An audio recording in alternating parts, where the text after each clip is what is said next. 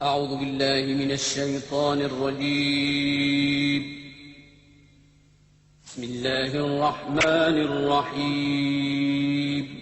إن الله اشترى من المؤمنين أنفسهم وأموالهم بأن لهم الجنة يقاتلون في سبيل الله فيقتلون ويقتلون وعدا عليه حقا في التوراة والإنجيل والقرآن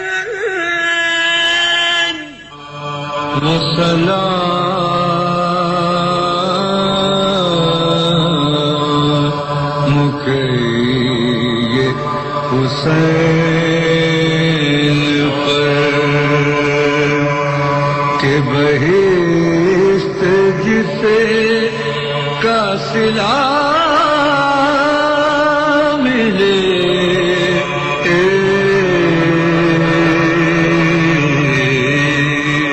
سلام کہیے حسین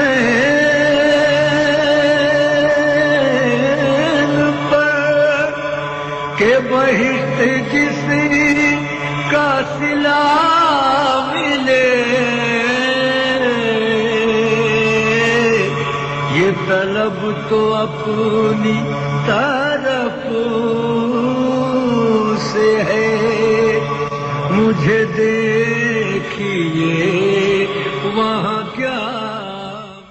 عراق جسے تاریخ میسوپوٹیمیا کے نام سے یاد کرتی ہے، جہاں دنیا کی پہلی تہذیب نے جنم لیا، زمانہ قبل از تاریخ تقریباً 100,000 سال پہلے انسان نے اپنا سفر اسی سرزمین سے شروع کیا. تحریر سب سے پہلے عراق میں سومیرین نے لکھنی شروع کی. دنیا کا پہلا اسکول عراق میں بنا. اصول قوانین قانون اور سیاسی ادارے یہیں بنے. بابل و نینوا کی تاریخ بھی عراق کی تاریخ ہے. جغرافیائی طور پر عراق 3 بر اعظموں افریقہ، ایشیا اور یورپ کے بیچ میں ایک پل ہے. عراق کا مجموعی رقبہ 4,38,446 اسکوائر کلومیٹر ہے. اس کے 18 صوبے ہیں. بغداد اس کا پایہ تخت ہے، جسے بغداد الرشید بھی کہتے ہیں. بغداد کی تعمیر ابو جعفر المنصور کے زمانے میں ہوئی. بغداد سائنس اور علوم و فنون کا بہت بڑا مرکز رہا ہے. مسجد الاعظم بغداد کی ایک اہم اور تاریخی مساجد میں سے ایک ہے، اور اسے مسجد امام ابو حنیفہ بھی کہتے ہیں. آپ کی وفات 150 ہجری میں ہوئی. آپ کا مقبرہ بھی اسی مسجد میں موجود ہے. آپ امام جعفر صادق کے شاگرد تھے. الرصفہ کے مقام پر مسجد گیلانی ہے. یہ جگہ باب الشیخ کے نام سے مشہور ہے. یہاں الشیخ عبد القادر گیلانی کا مزار ہے. آپ 470 ہجری میں ایران میں کیسپین سی کے جنوب میں صوبہ گیلان میں پیدا ہوئے.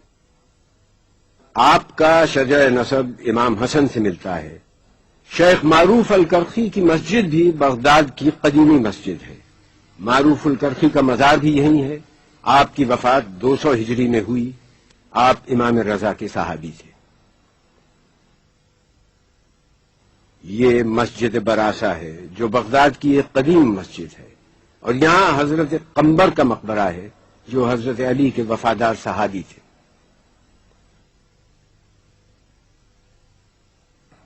الکاظمیہ عراق کا قدیم ترین علاقہ ہے.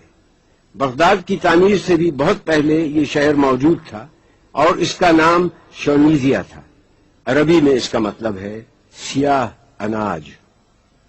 امام موسیٰ کاظم کی شہادت 183 ہجری میں ہوئی تو آپ کو اسی جگہ پر دفن کیا گیا.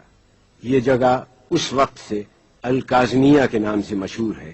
اس کا مطلب ہے ایسا آدمی جسے اپنے غصے پر قابو حاصل ہو. امام محمد تقی جواد نے 219 ہجری میں وفات پائی. ان کی تدفین بھی اسی مقام پر ہوئی۔ ان روضوں کے اطراف میں ایک شہر آباد ہو گیا۔ اس جگہ کو الکاظمین اور الجوادین کہا جاتا ہے۔ صحن میں داخل ہوتے ہی ان مقامات کا تقدس زائرین کو ایسے ہیجان اور فرط عقیدت سے دوچار کرتا ہے جسے الفاظ میں بیان کرنا مشکل ہے۔ سونے اور چاندی کی منقش ٹائلوں پر قرآنی آیات کندہ ہیں۔ امام موسیٰ بن جعفر کو امام الکاظم بھی کہا جاتا ہے۔ آپ کے جد رسول خدا تھے۔ امام موسیٰ کاظم امام جعفر صادق کے صاحبزادے ہیں اور امام زین العابدین کے پوتے ہیں۔ آج ہمارے سامنے اس حرم مطہر کی جو شکل ہے وہ شاہ اسماعیل صفوی نے تعمیر کی۔ دونوں گنبد سونے کے ہیں اور 4 مینار بڑے اور 4 چھوٹے ہیں۔ یہ اسلامی فن تعمیر کا حیرت انگیز شاہکار ہے۔ موجودہ دور میں روضے کی تزئین و آرائش کا کام جاری ہے۔ صدر صدام حسین نے 160 کلو خالص سونا امام موسیٰ کاظم اور امام تقی جواد کے گنبدوں کے لیے فراہم کیا ہے۔ کربلا بغداد کے جنوب مغرب میں واقع ہے۔ اس کا فاصلہ بغداد سے 105 کلومیٹر ہے۔ کربلا ایک صوبہ ہے۔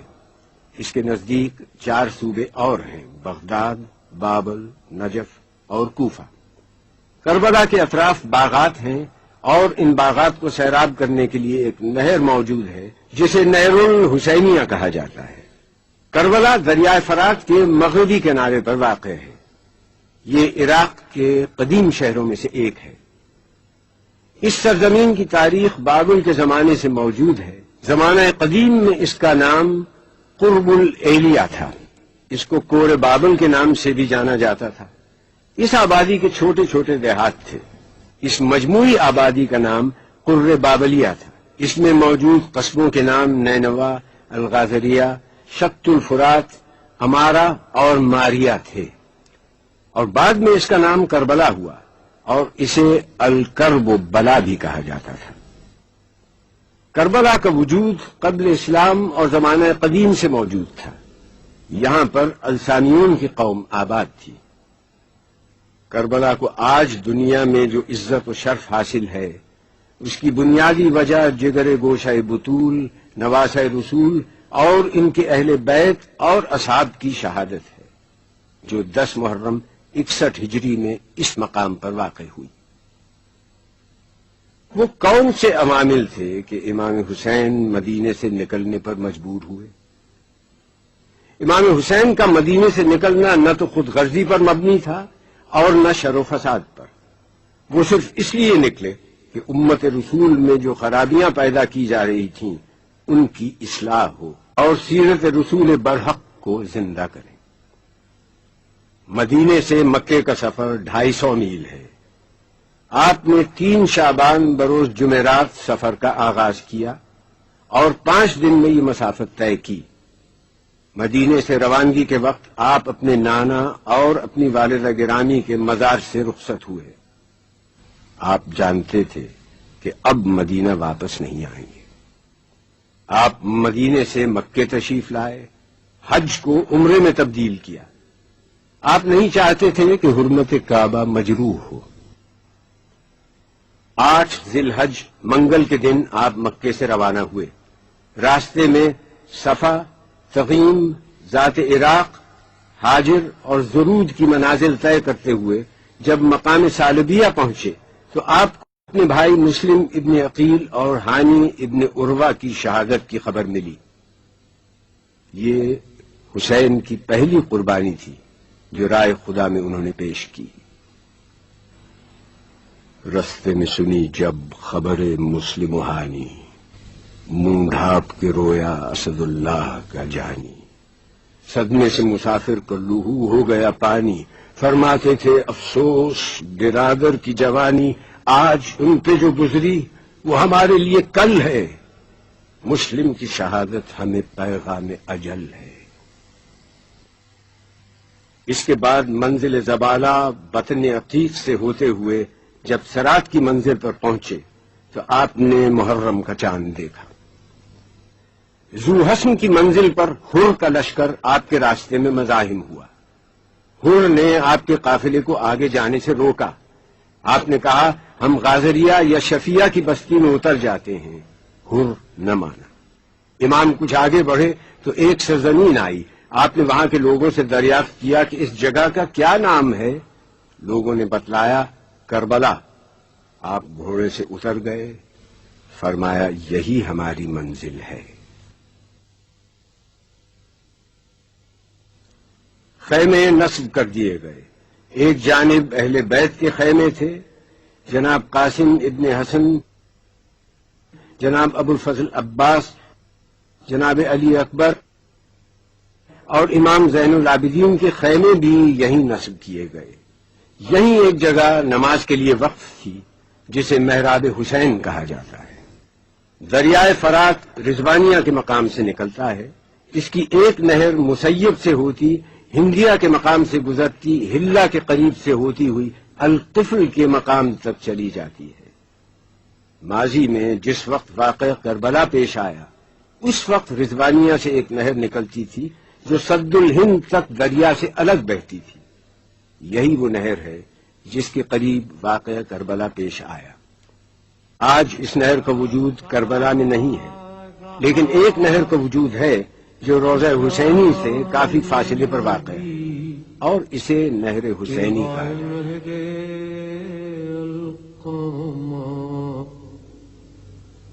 اٹھتی رہی موج تیری اے نہر القامہ، ایک مشک پانی کے لیے عباس کے شان کٹے، ندی لہو کی بہ گئی اے نہر القامہ.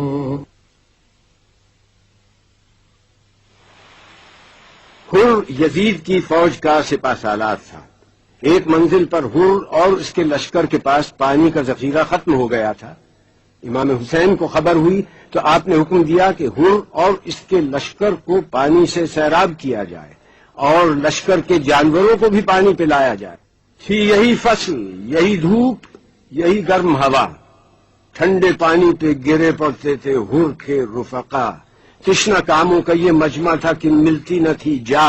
سکے بھر بھر کے کٹوروں کو یہ دیتے تھے صدا، بھائیو آؤ جو پانی کی طلبگاری ہے، چشمہ فیض حسین ابن علی جاری ہے. یہ حسین کا وہ حسن سلوک اور اخلاق تھا جس نے حر کی زندگی کو منقلب کر دیا. حر نادم و شرمسار اپنی گردن جھکائے اور اپنے ہاتھ پشت سے باندھے ہوئے حسین کے خیمے کی طرف چلا. حسین کو خبر ہوئی. حر نے دیکھا کہ چلے آتے ہیں پیدل شبیر. دوڑ کر چوم لیے پائے شہ عرش سریر. شہ نے چھاتی سے لگا کر کہا اے باتوقیر، میں نے بخشی، میرے اللہ نے بخشی تقصیر. میں رضامند ہوں، کس واسطے مستر ہے تو، مجھ کو عباس دلاور کے برابر ہے تو. حر نے جناب حسین سے درخواست کی کہ وہ اپنی غلطی کے ازالے کے لیے آپ کی طرف سے جنگ کرنا چاہتا ہے. حر میدان جنگ میں گئے. زخمی ہو کر گھوڑے سے گرنے لگے تو امام حسین کو آواز دی. حر کی صدا سن کر آپ حر کی نصرت کے لیے قتل گاہ میں پہنچے. قبلہ رو کیجئے لاشا میرا اے قبلہ دین، پڑھیے یاسین کہ اب ہے یہ دم باز پسین. کوچ نزدیک ہے اے بادشاہ عرش نشین، لیجئے تن سے نکلتی ہے میری جان حزین. بات بھی اب تو زباں سے نہیں کی جاتی ہے، کچھ اڑا دیجئے مولا، مجھے نیند آتی ہے. مسیب ایک چھوٹا سا قصبہ ہے، کربلا سے تقریباً 40 کلومیٹر کے فاصلے پر ہے. حضرت مسلم ابن عقیل کے صاحبزادوں سید محمد اور سید ابراہیم کے مزارات ہیں. حضرت مسلم بن عقیل سفیر امام حسین تھے. آپ امام حسین کا خط کوفیوں کے نام لائے تھے. یہ صاحبزادے اس سفر میں آپ کے ساتھ تھے. مسلم کی شہادت کے بعد یہ بچے قید کر دیے گئے اور بعد میں انہیں شہید کر دیا گیا. حضرت اول کی مرقد کربلا سے 10 کلومیٹر کے فاصلے پر ہے. جناب زینب کے صاحبزادے اور جعفر طیار کے پوتے ہیں. آپ کا سن اس وقت 9-10 برس کا تھا. جناب زینب نے ان کو اپنے بھائی پر قربان کر دیا. ان بچوں کی بڑی خواہش تھی کہ فوج کا علم ہمیں نصیب ہو. زینب نے تب کہا کہ تمہیں اس سے کیا ہے کام؟ کیا دخل مجھ کو؟ مالک و مختار ہیں امام. دیکھو نہ کی جو بے ادبانہ کوئی کلام، بگوں گی میں جو لوگ زباں سے علم کا نام. لو جاؤ بس کھڑے ہو الگ ہاتھ جوڑ کے، کیوں آئے ہو یہاں علی اکبر کو چھوڑ کے؟ حضرت عباس کا حرم مطہر امام حسین کے روضے سے 350 میٹر کے فاصلے پر ہے. امام حسین اور حضرت عباس دونوں روضوں کے درمیان ایک کشادہ صحن ہے جس میں 2 رویا کھجور کے درخت ہیں. حضرت عباس امام حسین کے چھوٹے بھائی اور علی مرتضیٰ کے فرزند ہیں. آپ کی والدہ گرامی کا نام ام البنین ہے. آپ کا تعلق قبیلہ بنی کلاب سے تھا. آپ کے 4 فرزند تھے. یہ سب کربلا میں شہید ہوئے. ابو الفضل عباس کے روضے کا صحن بہت وسیع ہے. صحن کے 8 دروازے ہیں: باب امام حسن، باب امام حسین، باب صاحب الزمان، باب امام موسیٰ ابن جعفر. ان کا رخ مغرب کی طرف ہے. باب امیر المومنین اور باب امام رضا، ان کا رخ مشرق کی طرف ہے. باب الرسول جس کو باب قبلہ کہا جاتا ہے، اس کا رخ جنوب میں ہے. شمال میں ایک دروازہ ہے جسے باب امام جواد کہا جاتا ہے. گنبد کی لمبائی 39 میٹر ہے.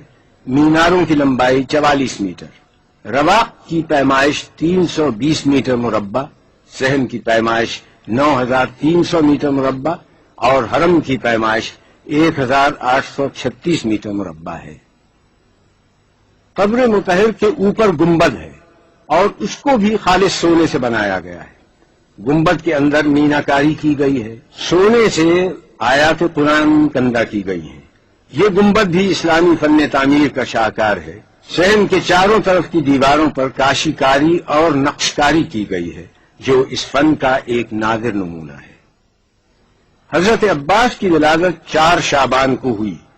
آپ دنیا میں تشریف لائے. آپ نے آنکھیں نہیں کھولی تھیں کہ علی نے کہا حسین کو بلاؤ. حسین کے ہاتھوں میں عباس کو دیا اور آنکھیں کھولی. حسین نے اپنے بابا سے سوال کیا کہ آپ نے میرے بھائی کا کیا نام رکھا؟ کہا عباس. عباس کے معنی ہیں بفرا ہوا شیر. آپ کو قمر بنی ہاشم اور باب الحوائج بھی کہا جاتا ہے. آپ کی تربیت دامان علی اور دامان حسن و حسین میں ہوئی. آپ کا اخلاق، فضل، ادب، علم، شجاعت بے مثال تھا. آپ نے امام حسین کو بڑا بھائی نہیں آقا سمجھا. امام حسین نے بھی آپ سے ہر مرحلے پر صلاح و مشورہ کیا. امام حسین کو جب بھی کوئی مشکل ہوتی حضرت عباس بڑھ کر بھائی کا ساتھ دیتے. 60 ہجری میں امام حسین نے مدینے سے سفر کا آغاز کیا. حضرت عباس کو سامان سفر تیار کرنے کا حکم دیا. آپ نے حکم کی تعمیل کی. والدہ گرامی ام البنین نے آپ کو ہدایت کی کہ میرے 3 بیٹے بھی تمہارے ہمراہ جا رہے ہیں. میں نے زندگی بھر فاطمہ زہرا کے گھر کی کنیزی کی ہے. حسین پر اگر کوئی وقت آئے اپنی جان کو حسین کی جان سے عزیز نہ رکھنا. کی عرض میرے جسم پہ جس وقت تک ہے سر، ممکن نہیں ہے یہ کہ بڑھے فوج بد گوہر. کیریں کھینچیں جو لاکھ تو سینہ کروں سپر. دیکھیں اٹھا کے آنکھ یہ کیا تاب کیا جگر. ساونت ہیں پسر اسد ذوالجلال کے، گر شیر ہو تو پھینکتے آنکھیں نکال کے. عاشق، غلام، خادم دیرینہ، جانثار، فرزند، بھائی، زینت پہلو، وفا شعار، رات رساں، مطیع، نمودار، نامدار، جرار، یادگار پدر، فخر روزگار. یہ تمام صفات آپ میں وقت واحد میں موجود تھیں. کربلا میں خاندان رسالت کا ہر فرد نمائندگی کر رہا تھا. حسن کی نمائندگی قاسم کر رہے تھے، حسین نانا کی نیابت کر رہے تھے، حسین کی نیابت علی اکبر کر رہے تھے، عباس علی مرتضی کی نیابت کر رہے تھے۔ صبح عاشور کا سورج طلوع ہوا۔ سوال یہ تھا کہ حسین کی چھوٹی سی فوج کا علم کسے نصیب ہو۔ حسین نے جناب زینب سے مشورہ کیا کہ بہن، یہ علم کا عہدہ سپرد کرنے کا وقت ہے، تمہارا کیا مشورہ ہے؟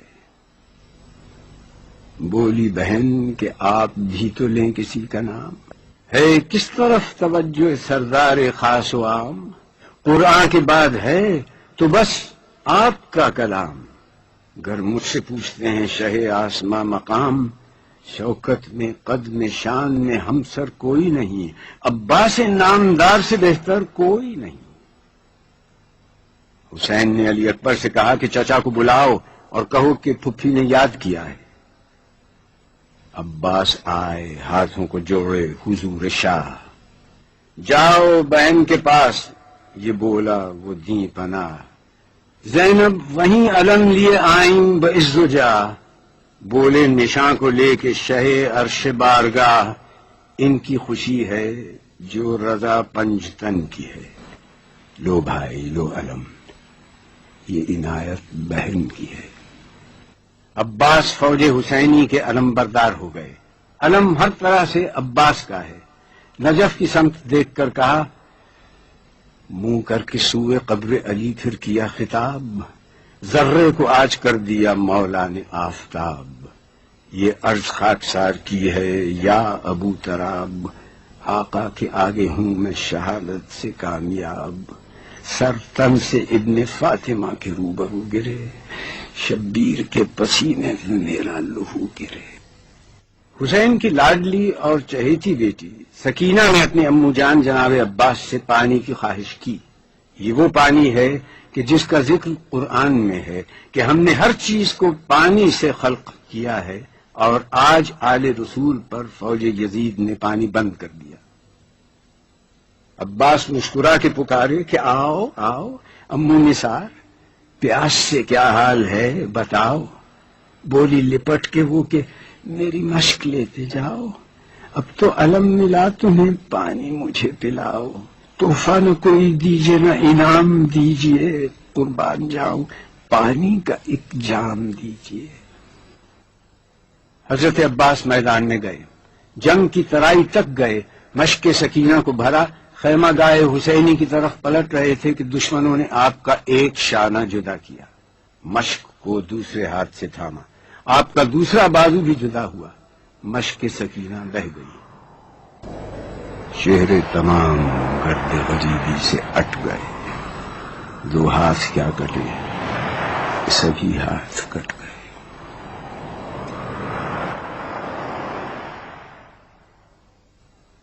سورہ توبہ میں ارشاد ہے، بے شک اللہ نے مومنین سے ان کی جان و مال کو جنت کے عوض خرید لیا، وہ اللہ کی راہ میں لڑیں گے، قتل کریں گے اور قتل ہو جائیں گے، یہ سچا وعدہ ہے، اس کا ذکر قرآن، توریت اور انجیل میں بھی موجود ہے۔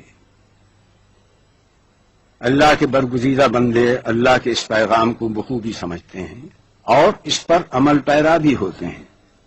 کربلا آتے وقت امام حسین فرماتے ہیں، موت فرزند آدم کے گلے کا ہار ہے، مجھے اپنے اسلاف سے ملاقات کا اشتیاق ہے، اتنا ہی جتنا یعقوب کو یوسف سے ملنے کا اشتیاق تھا۔ میرے لیے بہت اچھی ہے وہ جگہ جہاں قتل ہو کر گروں گا، میری نگاہیں دیکھ رہی ہیں، میرے جو اور بند کو صحرائی درندے جدا کر رہے ہیں، کوئی چارہ کار نہیں اس دن سے جو نوشتہ تقدیر ہو چکا۔ خدا کی مرضی میں ہم اہل بیت کی مرضی ہے، ہم اللہ کے امتحان پر صبر کرتے ہیں اور صابروں کا اجر پاتے ہیں۔ یہی وہ جگہ ہے جہاں امام عالی مقام نے طفلی میں اپنے نانا سے کیے ہوئے وعدے کو پورا کر دکھایا، اپنے اہل بیت کے ہمراہ قربانی پیش کر دی، جہاں سن و سال کی کوئی پابندی نہ تھی۔ 6 ماہ کے علی اصغر سے لے کر 80 سال کا بوڑھا حبیب ابن مظاہر بھی کربلا کے معرکے میں موجود ہے۔ روضے کی عمارت کئی تاریخی ادوار سے گزری ہے. زمانے کے ساتھ اس میں کئی تبدیلیاں آتی رہیں. افتاد زمانہ کے سبب عمارت کو نقصان بھی پہنچا اور اس کی تزئین اور آرائش وقت کے مطابق بھی ہوتی رہی. آج موجودہ صورت میں یہ روضہ بے مثال ہے اور اس مقدس سرزمین پر دنیا جہان سے ہر سال لاکھوں کی تعداد میں لوگ یہاں آتے ہیں اور نواسہ رسول جگر گوشہ بطول کی زیارت سے فیض یاب ہوتے ہیں. تل زینبیہ یہ وہ مقام بلند ہے جہاں جناب زینب نے اپنے بھائی کو جنگ کرتے دیکھا تھا. جناب زینب جب اسیر ہو کر کربلا سے کوفے کی طرف روانہ ہونے لگیں تو آپ نے خاندان رسالت کے صبر و استقامت کی تاریخ کو آگے بڑھانے کا عزم کیا. ایک موقع پر آپ نے اپنے بھتیجے حسین ابن علی کے فرزند سید سجاد کو مخاطب کر کے کہا، اے فرزند، کیوں دل گرفتہ ہوتے ہو؟ میری نظریں اس آنے والے وقت کو دیکھ رہی ہیں جب تمہارے بابا کی قبر کا نشان یہاں ہوگا، اور یہ وہ عظیم الشان نشان ہوگا جہاں زائرین کے ہجوم ہوں گے جو حسین کی بارگاہ میں خراج عقیدت پیش کریں گے. درود و سلام کی دعاؤں سے انہیں ہر وقت یاد کیا جاتا رہے گا. پہلا گنبد 65 ہجری میں مختار ابن ابو عبیدہ ثقفی نے تعمیر کیا اور اطراف میں احاطہ تعمیر کروایا. 757 ہجری میں سلطان اویس حسن جلیری نے پرانے گنبد کا ڈیزائن تبدیل کیا. 780 ہجری میں احمد بن اویس نے 2 میناروں کی تزئین کی اور دونوں پر سونا چڑھایا. 1032 ہجری میں شاہ عباس صفوی نے تانبے اور کانسی کی زرعی تعمیر کروائی اور گنبدوں کو کاشی ٹائل سے مزین کیا. 1155 ہجری میں نادر شاہ زیارت کے لیے آیا تو اس نے روضے کی آرائش میں اضافہ کیا اور قیمتی تحائف نظر کیے.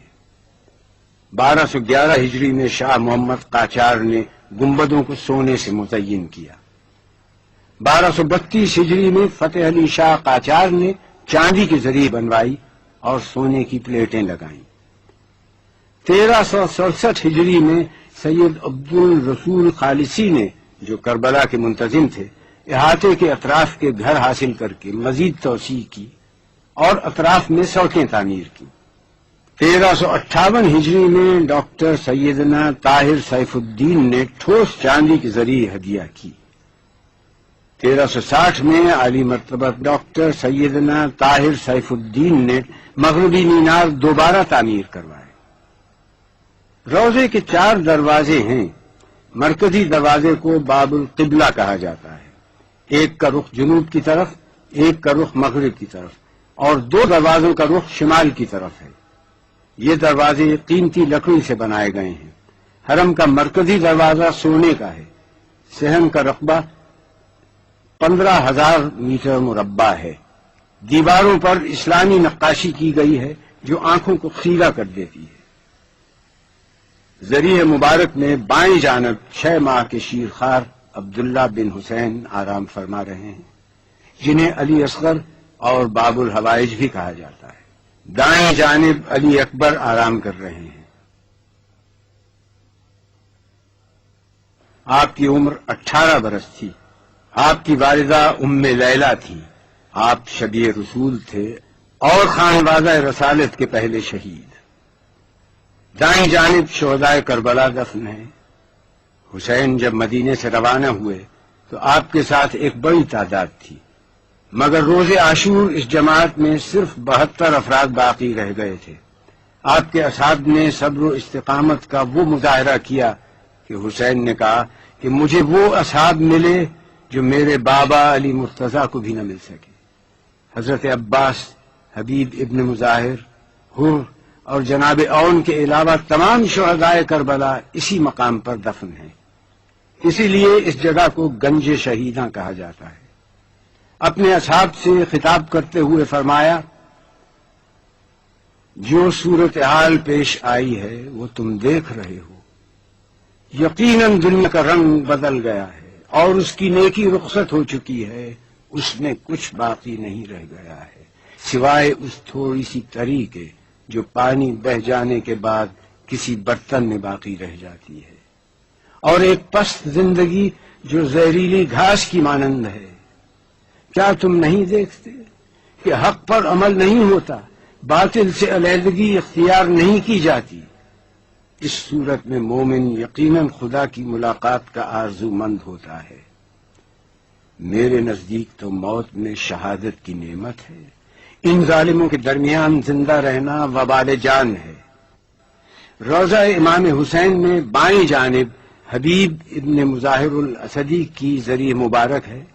آپ صحابی رسول حضرت علی کے دوست اور قبیلہ بنی اسد کے سردار تھے، کربلا میں شہید ہوئے اور بنی اسد کے لوگوں نے آپ کو دفن کیا۔ رباق میں حضرت ابراہیم المجاب کی ذریع ہے، آپ امام موسیٰ کاظم کے پوتے ہیں اور واقعہ کربلا کے بعد آپ کو یہاں دفن کیا گیا۔ یہ مقام شہادت ہے۔ امام حسین نے سجدہ آخر ادا کیا۔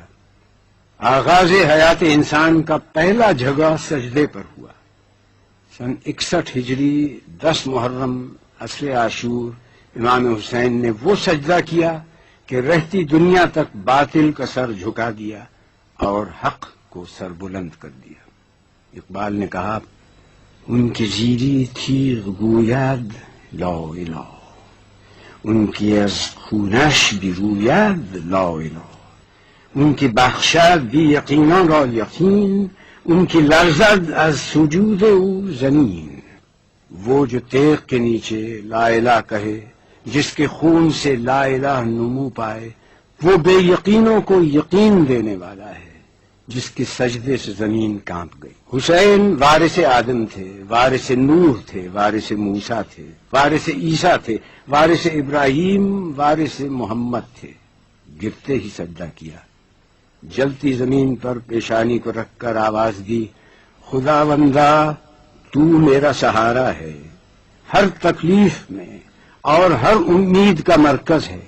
جو کچھ کہنا ہے تجھی سے عرض کرتا ہوں، اس لیے کہ میں کسی اور کو جانتا ہی نہیں کہ جس سے تجھے چھوڑ کر لو لگائی جائے۔ یقیناً ساری نعمتیں تیری ملکیت ہیں، ساری بھلائیوں کا مرکز تو ہی ہے، ہر حال میں تو ہی آخری جائے پناہ ہے۔ میں تیری قضا پر راضی ہوں، تیرے امر کو تسلیم کرتا ہوں، تیرے امتحان میں صابر ہوں، تیرے سوا کوئی معبود نہیں۔ اے بے پناہوں کو پناہ دینے والے، میری مدد کر۔ پروردگار، میں نے اپنے وعدے کو پورا کیا، تو اپنے وعدے کو پورا کر۔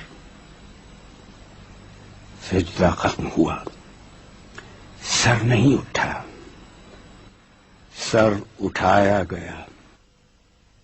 ہائے حسین مصلح افکار مرحبا، اے بے نیاز ہمزق و بسیار مرحبا، اے تیغ انقلاب کی جھنکار مرحبا، اے دست کردگار کی تلوار مرحبا، تو نے لہو سے شمع جلا دی عقول کی، ہوتا نہ تو نبض نہ چلتی اصول کی۔